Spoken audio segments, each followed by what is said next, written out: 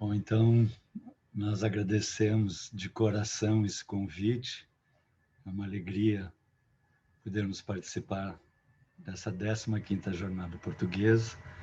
E nos foi solicitado falar esse tema, 7 barreiras da mente. Esse estudo começou com o Evagrio Póntico, um monge que foi para um mosteiro no deserto do Egito, e lá ele percebeu que existiam as 8, que ele chamava as 8 doenças da alma, que ele classificou como luxúria, inveja, ira, gula, avareza, soberba, e aqui fica um pouco diferente, assídia, que é o enfraquecimento da vontade, e tristitia. Esses dois estão muito ligados ao que hoje nós chamamos de depressão.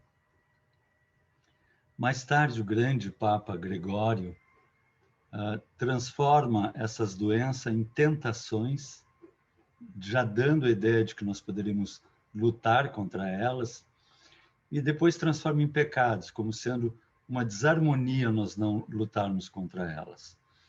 E une tristite e assídia como preguiça.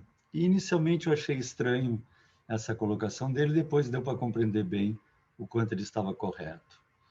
E aí nós temos os conhecidos 7 pecados capitais: luxúria, inveja, ira, gula, avareza, preguiça e soberba, que nós só vamos abordar alguns deles. A inveja. Dá para olhar que ela achou que a plantinha da outra cresceu mais que a dela e não gostou muito disso, né? Então, inveja é a tristeza pela felicidade do outro. Parece estranho isso ocorrer, mas nós ainda trazemos esse processo dentro de nós. O outro ter o que ele não tem. Nós temos inveja na história, o Salieri, né, que praticamente auxiliou o desencarne de Mozart, o Caim era agricultor, o Abel era pastor, então o Caim ofereceu umas frutinhas, uns legumes, e Abel ofereceu um carneiro. E Caim morreu de inveja, né, como se diz, e acabou matando Abel. Na história também de Israel e José, José era o filho menor e era muito querido, muito esperto, e Israel deu para ele o que a gente brinca, acho que devia ser uma Ferrari hoje em dia, uma túnica de 7 cores. E os irmãos morreram de inveja também, levaram o menino, venderam como escravo, nós éramos meio jogo duro na época, assim, né? Sujaram a túnica dele de sangue e disseram que um animal tinha comido ele. Depois ele volta e se torna aquela grande personalidade. É interessante que na Grécia existia um procedimento na frente do palácio, em Atenas, que era o chamado ostracon. Eram uns jarros onde a pessoa pegava cacos de telha ou cacos de cerâmica e escrevia o nome de alguém que ela achasse que não era digna de continuar em Atenas. Veja que interessante, que democracia, né? Hoje nós teríamos uns jarros bem grandes, assim, né? E aí aquela pessoa, se fosse votada, depois aqueles jarros eram abertos, se ela fosse mais votada, ela tinha que sair de Atenas por 10 anos. Não era uma vergonha, era simplesmente um momento que ele tinha que passar, e se ele não saísse, aí sim era pena de morte. Então tinha que sair. E ele caía no chamado ostracismo, que nós conhecemos bastante, né? E entrou para a história Aristides, o Justo. Vejam o nome, Aristides o Justo. Ele era uma pessoa extremamente dedicada, estava sempre ajudando todo mundo, auxiliando, extremamente estudioso, extremamente empenhado no bem da comunidade. E um dia disseram: Aristides, tu viu que estão botando o teu nome lá no Ostracon? Ele disse: o meu nome no Ostracon? Mas não teria sentido. Eu disse: não, eu vi que estão botando o teu nome lá, dá uma olhada. Aí ele ficou andando por lá, assim, tal. Aí veio um senhor e começou a escrever um nome, botou Aristides. E ele disse assim: tu vai botar o nome do Aristides? Ele nem conhecia, né? O Aristides no Ostracon. Disse: vou botar. Mas o que ele fez? Olha a resposta. Ele não fez nada de errado, mas sempre dizem que ele é maravilhoso e só faz coisas nobres, e isso me irrita muito. Veja que coisa, como é que nós somos seres humanos, né? No islamismo, Maomé coloca que a inveja destrói as boas ações, como o fogo destrói a madeira seca. E ele usa esse termo que eu acho maravilhoso, mashallah. É a vontade de Deus. Se a plantinha dela está maior que a minha, ocorreu algum processo que está incluído a vontade de Deus. E a gente brinca, desculpa a gente brincar, mas a gente sempre gosta de botar um pouco de alegria nas palestras. Existem os amuletos para afastar mal olhado, né? O olho gordo, figa, sal grosso, que Kardec é extremamente claro no Livro dos Espíritos em dizer que não tem o menor valor, né? O amuleto não tem o menor sentido, o que vale é a intenção da pessoa, a mente da pessoa em relação àquilo. Mas eu trouxe para brincar um amuleto para atrair o mal olhado. Se vocês quiserem atrair um mal olhado, é fácil. Posta no Face que é feliz. Bota as fotos da família bem feliz, do casal bem alegre, porque a carga de inveja que vem em cima, infelizmente, é terrível. Né? Inveja vem de invidere, não ver a si mesmo, não se enxerga. A inveja como ausência de conhecimento de si mesmo. E Dante, que hoje já o Paulo colocou ele, né? Não é por acaso que a gente tem as palestras interligadas que comentamos lá em cima. Dante Alighieri, naquele livro maravilhoso, A Divina Comédia, ele coloca os invejosos naqueles graus do inferno, no purgatório, com os olhos costurados com arame. A imagem é horrível, mas é justamente a pessoa que não quer ver. A vida o tempo todo tentou mostrar para ela que o processo era com ela não quer ver, ela prefere projetar para o outro. Por que a inveja é amarga? Por que me irrita? Porque mostra que aquela riqueza, beleza, inteligência é maior que a minha. Se aquela plantinha dela está maior, é porque ela levantou todos os dias, tirou o mato, regou. Isso dá um trabalho imenso, então eu prefiro destruir aquilo. Porque mostra o espaço vazio em minhas conquistas. Me faz pensar os meus fracassos. E inveja como rebeldia ante o convite da vida para crescer, porque, na verdade, aquela pessoa fez coisas que eu deveria estar fazendo. E aí me perturba isso, que eu tenho que me mexer, eu tenho que sair da minha zona de conforto. E perturba isso. A inveja como projeção, tanto ser invejado como invejar. Fixe em algo transitório, que não pertence à nossa experiência. Então, se a pessoa está me invejando, né, eu percebo isso, eu entrego ela a Deus. Eu não vou entrar na faixa vibratória dela, porque senão isso vai me impedir de ser feliz. Nem eu devo invejar, nem me perturbar se alguém está me invejando. Eu tenho que seguir com Deus e compreender esse processo da nossa caminhada evolutiva. É muito comum na criatura humana os chamados clube do bolinha. Nós nos unimos em grupos porque ainda temos um ego fraco e por termos um ego fraco nós precisamos nos reforçar em outros egos, aí nós passamos a ter o chamado pertencimento. Né? Então eu sou o advogado, pertenço ao grupo dos advogados, eu sou o engenheiro, pertenço ao grupo do... São grupos, né? O time de futebol, eu visto aquela camiseta, e aí eu deixo de ser uma individualidade para ser uma coletividade. É interessante que está sempre ligado a essa ideia dos mais próximos. A pesquisa nos Estados Unidos mostrou que não importa quanto eu ganhe, importa que eu ganhe mais de quem está ao meu redor. A gente é maluco, né? É muito estranho isso, né? Mas então, se a pessoa lá tem o iate, se o outro tem o jatinho, não me perturba agora. O carro do vizinho, né? A roupa da vizinha. Então, a gente se perde num mundinho infantil criado pela nossa cabeça, né? E esse Clube do Bolinha, ele vai ter lá o seu presidente do Clube do Bolinha, os palestrantes do Clube do Bolinha, aí todo mundo que é do Clube do Bolinha aplaude os palestrantes, aí esse palestrante fica vaidoso, fica bobalhão. É um Clube do Bolinha, está sendo aplaudido pelo Clube do Bolinha e não percebe isso. E acaba, às vezes, se perdendo em si mesmo. Em Roma existia a Pietas romana, que era justamente essa ideia de não existir o indivíduo, existia alguém que pertencia a algo. Então, ele era conhecido por pertencer a algo. E quando nós passamos a pertencer, cobra a normose. Nós temos que ser, desculpa esse termo, né? Nós temos que ser igual aos outros. Ter que fazer o que os outros valorizam. Eu gosto de motocicleta, então eu sempre tive motocicletas grandes, tinha aquelas Harley Davidson, e uma vez me convidaram para participar de um grupo de motoqueiros.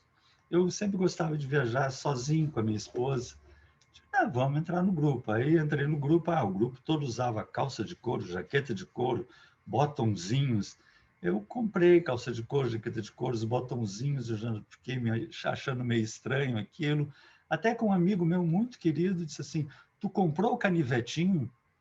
Eu digo, o quê? O canivete. Tu comprou o canivete? Eu digo, que canivete? Aí ele levantou a jaqueta, tinha uma bolsinha com canivete. Aí eu olhei todos com uma bolsinha com canivete e digo, não. Larguei vocês. Né? Eu só quero passear de moto, mas a gente tem que se fardar de uma certa forma, se uniformizar, que tem que ser todo mundo igual. E se tu for diferente, se tu for original, tu vai ser jogado de lado.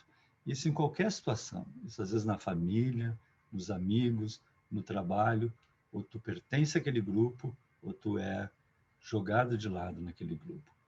Aristóteles já nos dizia, as pessoas normais falam de coisas. As pessoas inteligentes falam de ideias. Olha que lindo isso. E as pessoas medíocres falam de pessoas. Né? Esperamos que não estejamos nessa área. Né? Schopenhauer, que eu acho maravilhoso, é um filósofo maravilhoso, mas é conhecido como filósofo pessimista. Ele tem essa frase que é um brinco. A alegria da ovelha é quando o lobo come do lado. É horrível a frase, mas o pior é que é verdadeira. A gente diz assim, graças a Deus que não foi comigo. Graças, né? Mas na verdade o outro está sofrendo ali. Né? O outro está com um problema sério que nós temos que tentar, da melhor maneira possível, assessorar. Mas ainda faz parte do nosso egoísmo, dessa comparação desequilibrada que nós fazemos. E o problema é justamente esse. Em vez de viver a própria individualidade, em vez de ser livre, leve, porque a vida é muito mais leve, muito mais solta quando nós estamos conosco mesmo, nós ficamos nos comparando, que é algo do ego primitivo, o ego primário que faz isso. Então, elas são iguaizinhas nessa foto, mas ela tem um broche e pronto, e aí sofre. Né? Então, não invejar. Eu brinco assim, se eu estou andando pela rua e vejo alguém com uma franja que chega a cair nos olhos, eu digo assim, Maxalá, é a vontade de Deus. Ele deve gastar mais shampoo do que eu, né? Deve dar mais trabalho para pensar. Então a gente brinca, mas esse é o processo para a gente fazer. Maxalá, cada um está na sua atividade, nas suas necessidades, no seu caminho, na sua escritura individual. A incompreensão da nossa caminhada e a inveja vai ser sempre nos acompanhando. A família não vai nos compreender, a família espírita não vai compreender, a do trabalho não vai compreender, amigos, vizinhos. Mas Emmanuel já nos dizia que o crescimento é sempre solitário. Então é algo individual, é próprio nosso, nós com Deus e com os amigos espirituais. Emmanuel nos coloca, quando estiveres na porta estreita, dilatando as conquistas da vida eterna, irás só. Olha que lindo isso. Não aguarde teus amigos, não te compreenderiam. No entanto, não deixe de amá-los. São crianças, e toda criança teme e exige muito. Que coisa linda isso. Então, amar, continuar sendo querido, sendo doce, sendo bondoso, mas firme no nosso caminho pessoal, firme nos nossos objetivos, mesmo que incompreendidos. Livre, amar e crescer com o Pai. Vamos à outra, a ira, que nós não temos, né? Mas é bom a gente estudar. Intenso sentimento de raiva, ódio, rancor. Né? Nós vamos ter várias passagens no dilúvio, a Torre de Babel, Sodoma e Gomorra, da ira, entre aspas, de Deus. O Moisés era extremamente irado quando viu um soldado batendo em demasia num hebreu, mata o soldado. Depois ele sai com o povo, né? Ele se acorda da sua missão, tira o povo do Egito, sobe ao monte, recebe os 10 mandamentos. Quando ele volta, já tinha um clube do Bolinha. Vejam que interessante, né? Já tinha montado o clube do Bezerro de Ouro, já tinha o presidente do clube do Bezerro de Ouro, certo? Deveria ter os palestrantes do clube do Bezerro de Ouro, os oradores. Ele fica tão triste com aquilo, que eles já tinham se afastado de Deus, que até quebra as tábuas, né? Num mecanismo de ira. No islamismo diz assim, essa é uma frase de neurociência, nossa melhor parte é a que mais demora a se irar, e a nossa pior parte é a que mais demora a superar a ira. Nos Estados Unidos, veja que interessante, a mais alta taxa de frequência a igrejas per capita do mundo. Eles realmente têm a cultura de ir ao culto, de participar dos processos no culto, no fim de semana, durante a semana. Mas, ao mesmo tempo, é a mais alta taxa de homicídio per capita do mundo.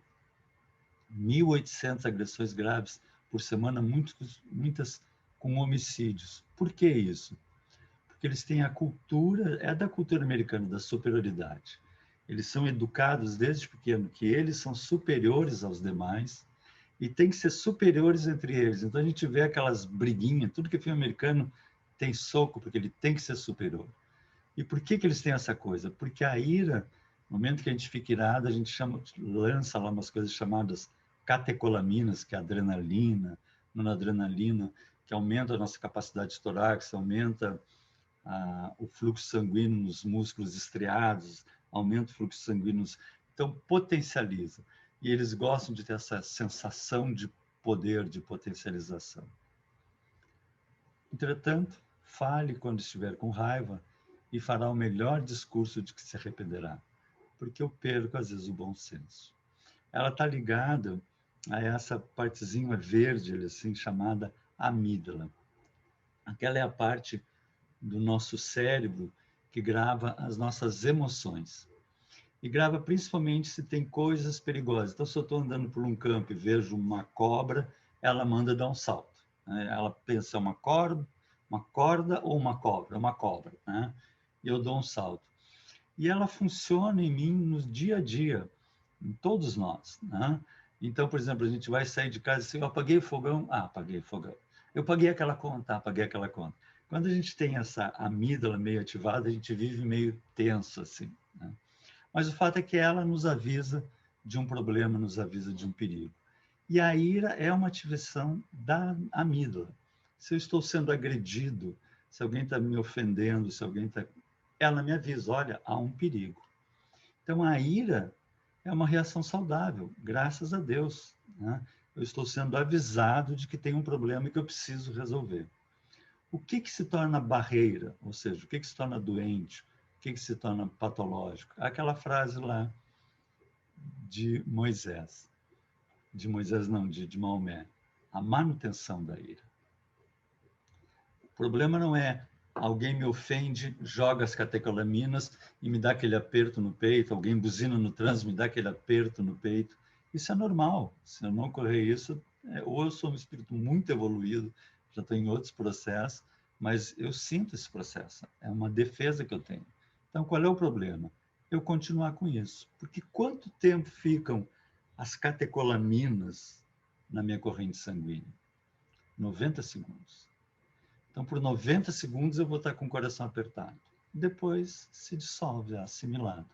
Então, se depois de 1 minuto e meio eu continuar, mas ele não devia ter feito isso, não foi legal ele ter feito isso, puxa, eu posso até perdoar, mas não foi. Pronto, aí eu estou carregando essa pessoa, eu estou carregando essa ira comigo.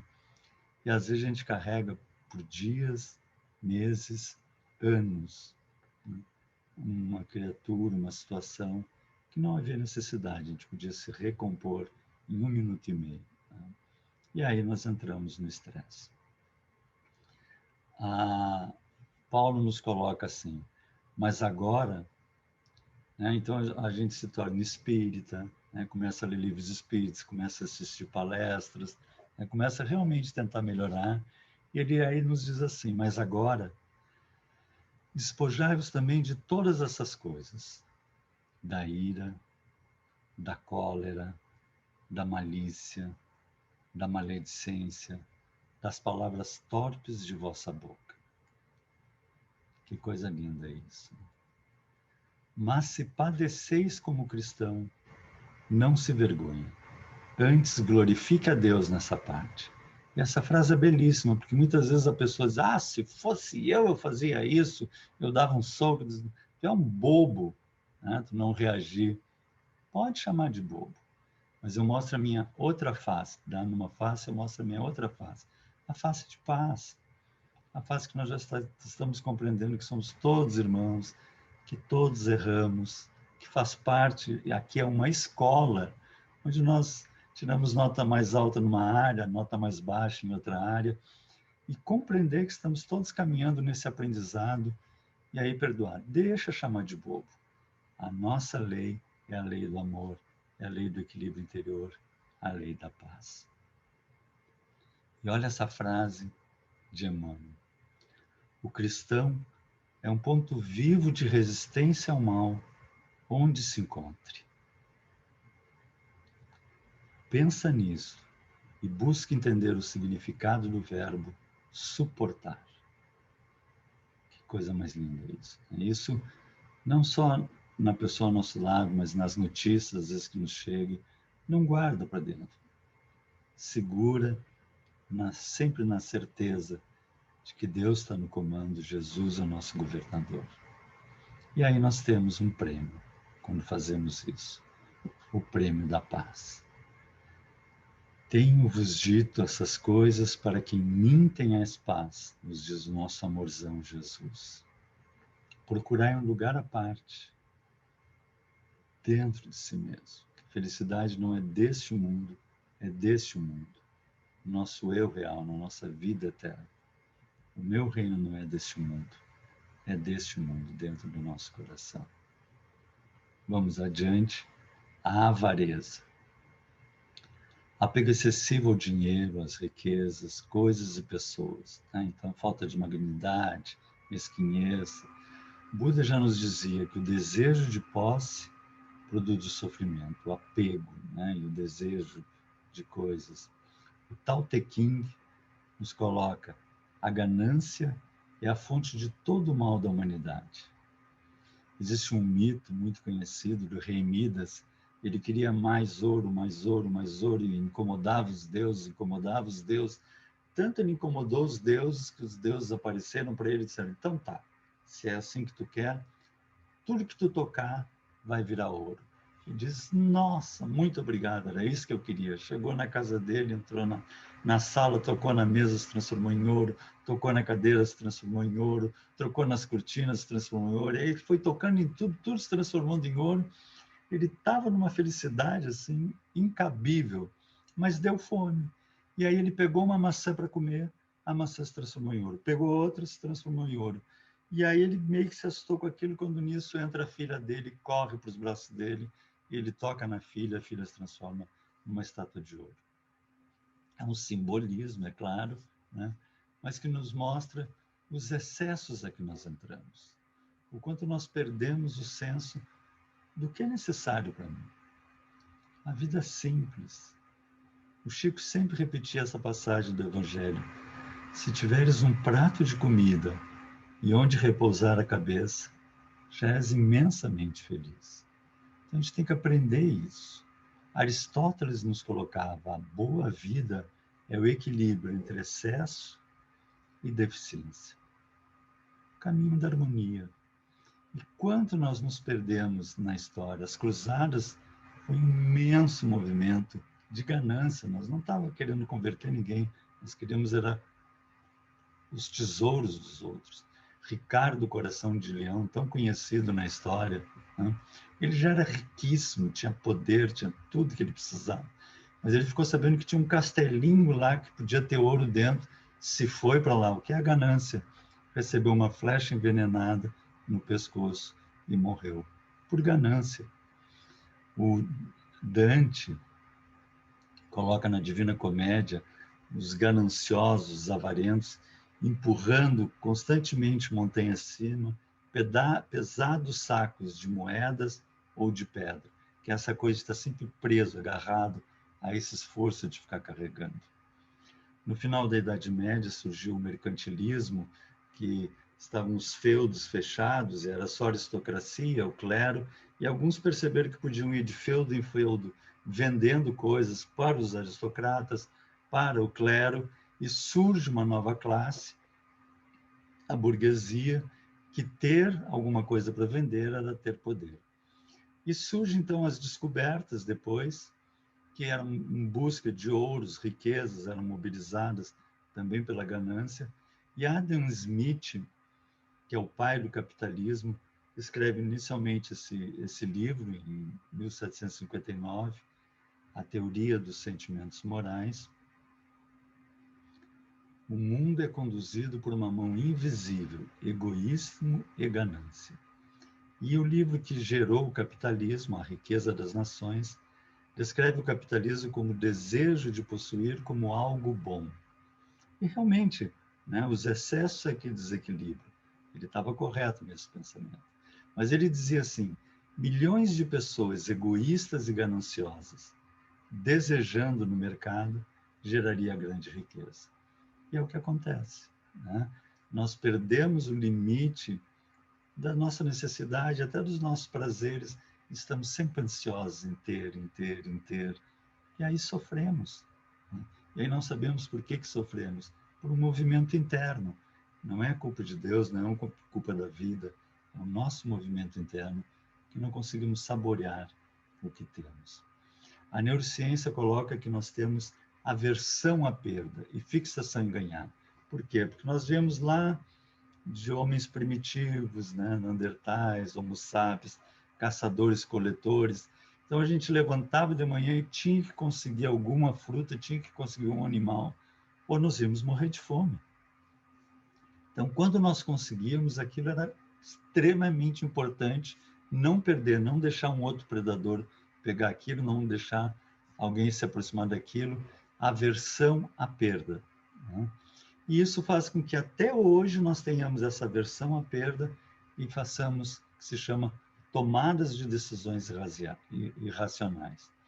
Tem um jogo, vocês botarem na internet, tem várias pesquisas repetindo, ele foi repetido muitas vezes, que é o jogo do ultimato. São dois negociantes. E ele pega 20 euros e dá para um, ele explica para os dois como é que é o jogo, dá para um deles, olha, eu vou te dar esses 20 euros e tu divide como tu quiser com o outro. Se o outro aceitar a tua divisão, os dois levam para casa, e levam para casa mesmo, eles ganham o dinheiro. Mas se ele não concordar com a divisão, ninguém leva nada, volta para mim o dinheiro. Parece um jogo bem simples, né? A nossa primeira impressão é que ele vai pegar 10 euros, dá para o outro concorda e cada um leva 10 euros. Mas olha o que ocorre, é impressionante o que ocorre, e mais de 90% das vezes. 10% apenas diz assim, ou é meio ou nada, ninguém leva. 10%. 90%, 50% oferece menos. Ah, se sou eu que divido, eu vou te dar 5 euros e fico com 15. Inacreditável isso, né? Mas isso eles fizeram com crianças, com jovens, com adultos, com pessoas com maior cultura, menor cultura, e sempre é o ser humano, né? E mais, desses que aceitam menos, mais de 50% aceita a injustiça por ganância. Pelo menos eu levei 5. Mas foi uma injustiça. Ah, mas eu levei 5, se eu não aceitasse eu não ia levar nada. E quanto a gente sofre por isso? Quantos casamentos infelizes, que continuam infelizes, mas a pessoa, pelo menos a gente tem essa casa. Se a gente separar, a gente vai ter que vender a casa, eu vou ter que ir para um apartamentozinho. Então eu vou ser infeliz a vida toda. Quantos movimentos, pelo menos nesse trabalho, eu ganho um salário alto. Então eu vou ser infeliz a vida toda nesse trabalho para ter um salário alto. Quanto a gente faz esse tipo de atitude irracional e deixa de ser feliz, e deixa de se amar, e deixa de cultivar os verdadeiros valores. É mais fácil um camelo passar no buraco de uma agulha do que um rico entrar no reino dos céus, nos coloca Jesus. Existem várias interpretações para camelo. Kardec nos fala numa corda dos navios, existem umas formações rochosas que tem o nome de camelo, e as cidades também tinham uma porta principal onde entravam todos, e tinham portinhas laterais que eram fechadas em tempo de guerra, que também se chamavam camelos, e também era difícil passar os camelos com mercadoria ali. Mas independente da interpretação disso, o que se percebe aqui o quê? Né? A dificuldade de o rico. Mas o Paulo nos coloca assim, vejam lá no Palácio de Nero, que nós sabemos o quanto era pesado, ele nos diz assim, todos os santos vos saúdam, mas principalmente os da casa de César. O que era a casa de César na época? Era o local mais rico do mundo, os mais ricos, os mais poderosos estavam na casa de César, e ali haviam santos. Então não é uma questão de ter dinheiro ou não ter dinheiro, é uma questão de um movimento interno nosso. O problema está no apego, porque o amor ao dinheiro é a raiz de todos os males. E por meio desses, muitos se transpassaram a si mesmos com muitas dores, que é o que a gente chama na neurociência o efeito pavão. Dentro do reino animal, o macho é que tem que conquistar a fêmea. E isso temos que nos lembrar que nós somos animais racionais. Então, ainda hoje, se algum homem acha que está, né, sendo visto, ele é que tem que conquistar, né? Ele que tem que ir atrás, porque a fêmea, né, ou a moça, ela, normalmente o homem olha um pouco beleza, a mulher olha conceito, né? Ela percebe, olha o conceito, ela olha beleza, mas principalmente o conceito. Se for bonitinho, mas não for uma pessoa legal, já não funciona. Mas no reino animal é a beleza que conta. Então o passarinho levanta a pluma, faz a sua dança, e o pavão arrasou, né? Com aquelas plumas todas, aquela beleza toda. Tem até um mito grego em que o pavão vai até a Hera, que era a esposa de Zeus, e a Hera diz assim, sim, pavão, o que eu posso te ajudar? Ele diz, eu vim pedir para ter umas pernas mais bonitas e uma voz maviosa. Ela disse assim, sai daqui, pavão, porque tu não percebe que ninguém pode ter tudo? É um simbolismo muito bonito esse. Né? Mas o que é o efeito pavão? Essa coisa de aparecer. Quanto mais aparece, mais vai conquistar. Que é algo muito humano também. Né? Ele tem uma questão. Ele tem muito, mas é mais pesado para voar.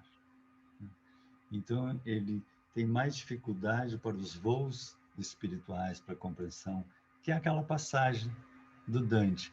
Ele está sempre empurrando assim, porque eu tenho aqueles empregados, eu tenho aqueles impostos, eu tenho aquelas coisas.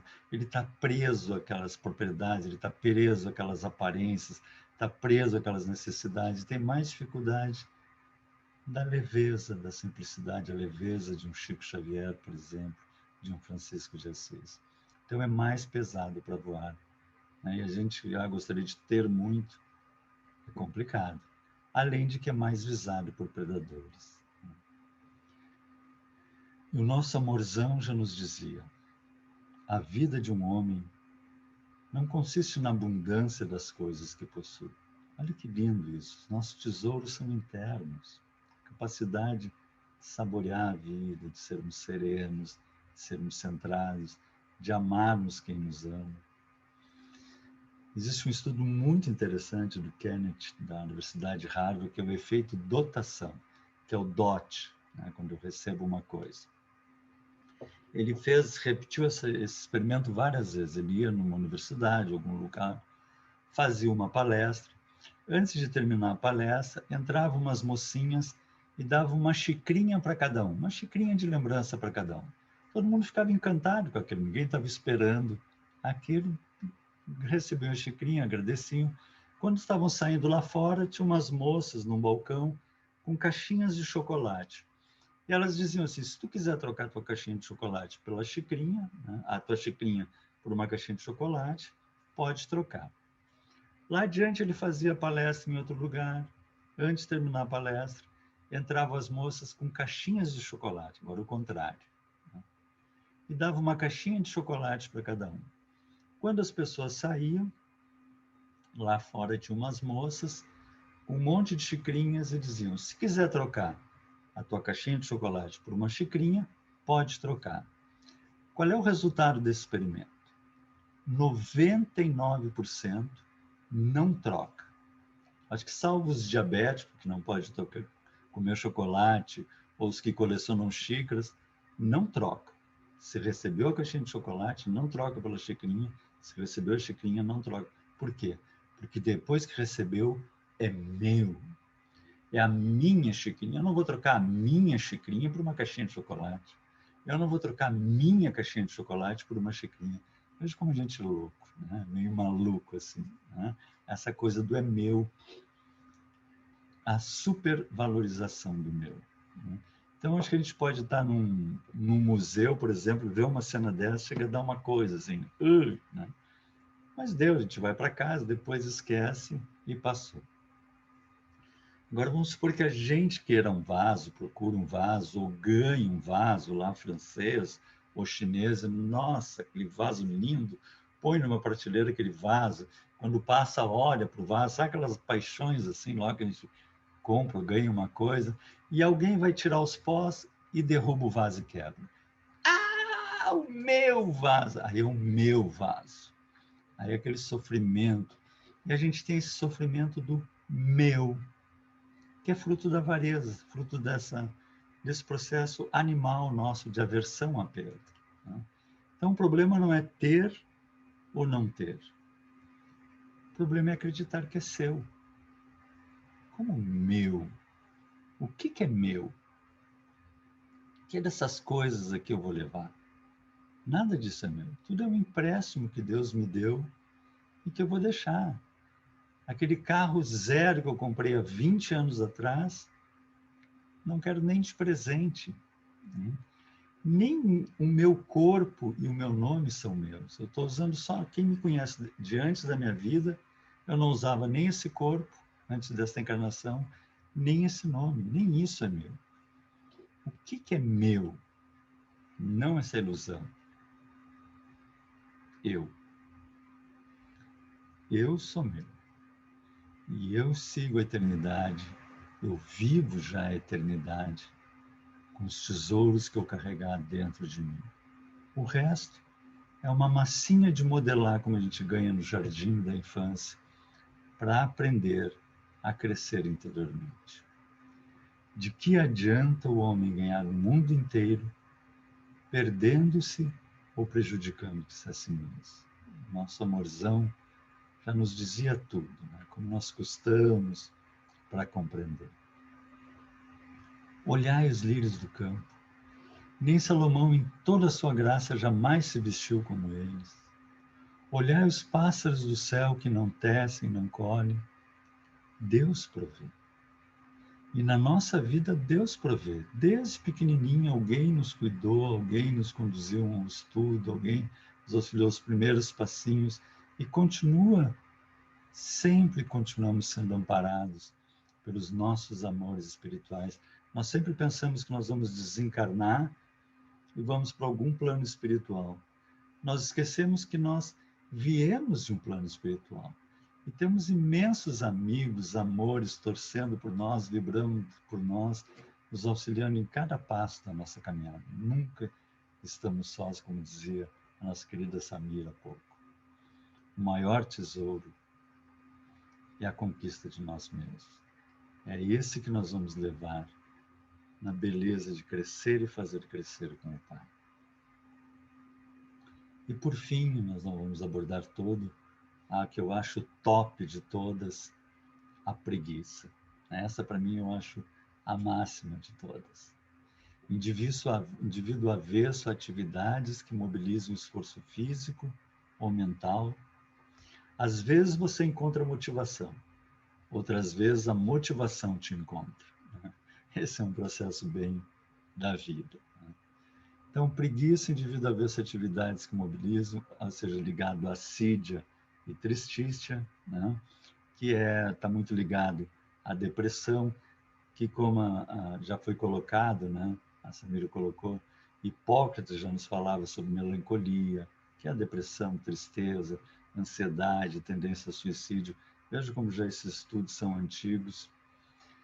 O de Gregório Mário incentiva ela com o pecado, porque havia necessidade de produção, se tu não produzisse, ia se passar fome mesmo, era difícil o processo na época, né? Dante coloca o suicídio, que é quando a depressão leva ao suicídio, no quarto ciclo, né, num lamaçal, sem possibilidade de viver e amar, ou seja, algo muito pesado. Mas me chamou a atenção, na escala de Dante, que são primeiro, segundo, terceiro, quarto ciclos do inferno, né, que ele vai visitar, que tinha uma partezinha anterior ali, o anti-inferno ou vestíbulo. E o que era esse anti-inferno ou vestíbulo? Eram as almas que nem Deus nem o diabo queriam. Pô, aí sim, tu desencarna, né? Isso é um simbolismo, é óbvio, né? Mas tu desencarna, chega lá, nem Deus nem o diabo te querem. Que horror! E quem são esses? Os inertes, os neutros, os preguiçosos, aqueles que a gente pergunta assim, e aí, como é que tá a tua vida? E o casamento? Aí o trabalho? Sabe aquela criatura morna? No Apocalipse, Jesus está falando a cada uma das igrejas e tem um momento em que ele fala, e tu, igreja tal, que não és nem quente, nem fria, és morna, vomitar-te-ei de minha boca. Porque a mornice é a paralisação da alma. Se tu quiser optar pelo mal, muito bem, opta. Optei pelo mal. Aí tu vai ver que vai vir a dor, tu vai aprender e vai dizer, o mal não é legal. Se tu quiser optar pelo bem, opta, muito bem, foi um movimento de ação. E tu vai descobrir os frutos positivos daquilo e vai compreender. Agora, se tu não optar, se tu estacionar, aí tu é morno, aí tu para. E a preguiça tende a nos estacionar e nós perdermos a beleza de uma existência, entrando e saindo, como entramos, sem crescimento nenhum. Presos numa televisão, presos no Facebook, presos em coisas banais do dia a dia, sem o mínimo movimento interno de crescimento. Robert Burton já nos falava sobre as doenças mentais, né? Se abrir para os amigos, ouvir boas músicas. Eu trabalhava isso. O Bird também nos fala sobre neurastenia, também estudos já que haviam nessa época, e a anedonia, a falta de vontade, né? Então, aquela coisa que nos tranca, que a gente acaba não fazendo as coisas. Nós queríamos falar um pouquinho aqui sobre procrastinar, que é deixar para depois. Eles fizeram estudos com estudantes norte-americanos e descobriram que 95% dos estudantes procrastinam, ou seja, deixa para depois. Sabe? Quem tem filho sabe isso. Ah, pai, me ajuda que eu tenho um trabalho para entregar amanhã. E o que é? Esse monte de coisa, mas quando é que a professora passou? Há um mês atrás. Né? Mas aquilo vai deixando. Aí no último dia quer fazer todo o trabalho.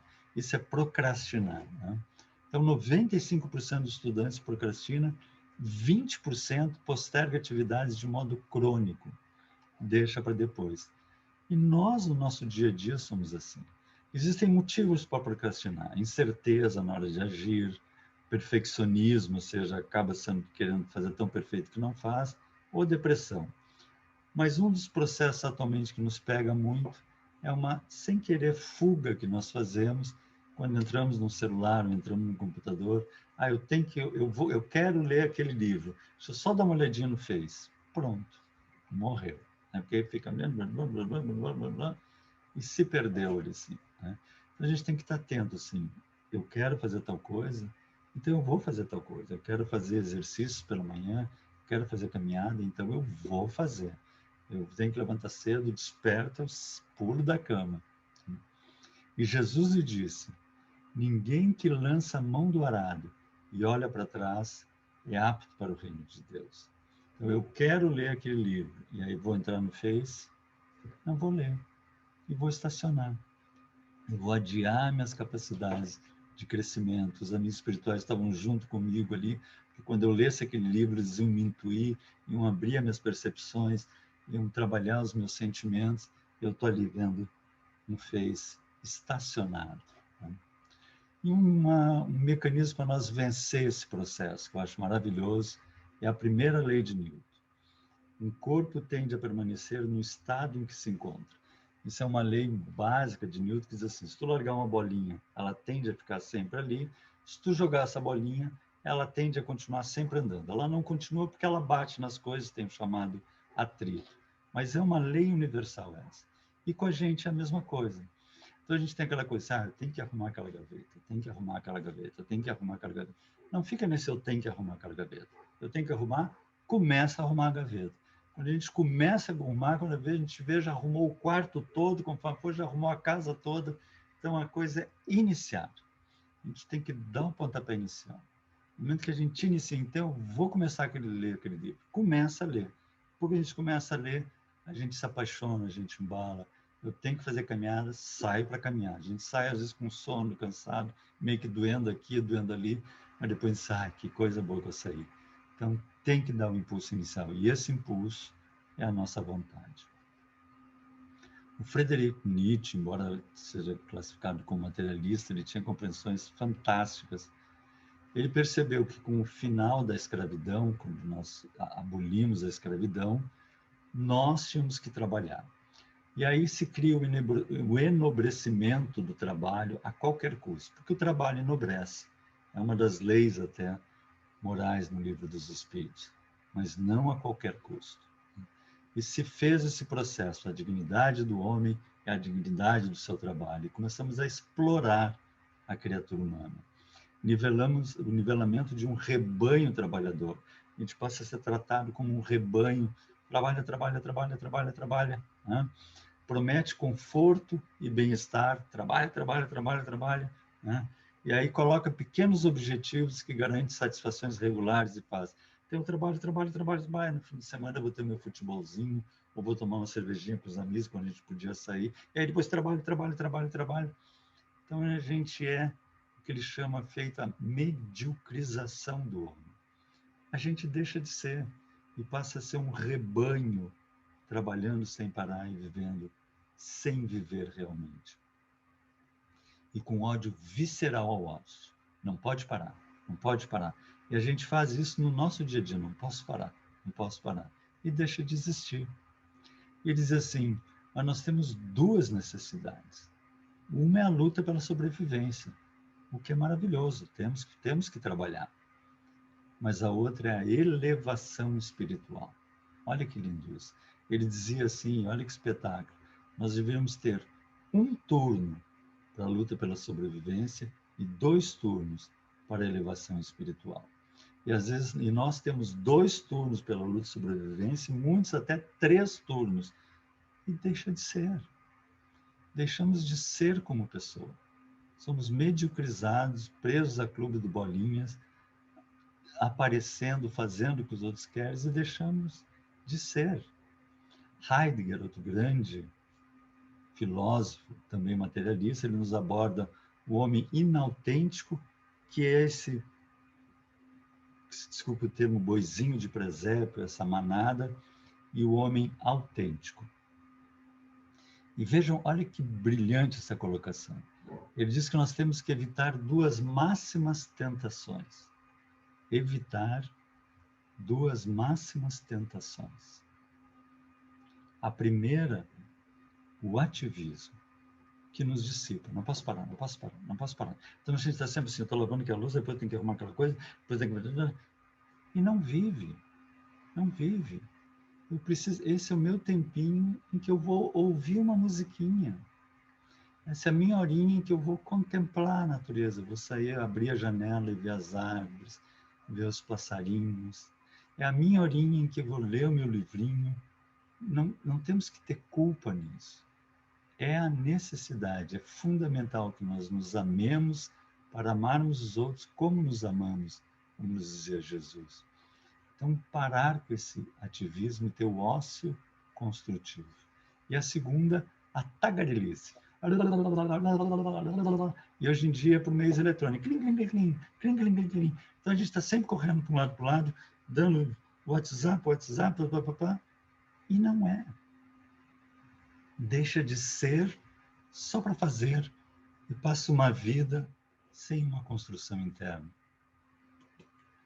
sem um equilíbrio, uma harmonia, uma conquista de si mesmo. Nosso querido Dalai Lama nos coloca sobre a preguiça. Nós acostumamos-nos com facilidade à preguiça da mente. Olha só, nos acostumamos com a preguiça da mente. Sobretudo porque muitas vezes essa preguiça se esconde com aparência de atividade. Então é preguiça oculta como atividade. Corremos de um lado para o outro, fazemos cálculos e damos telefonemas.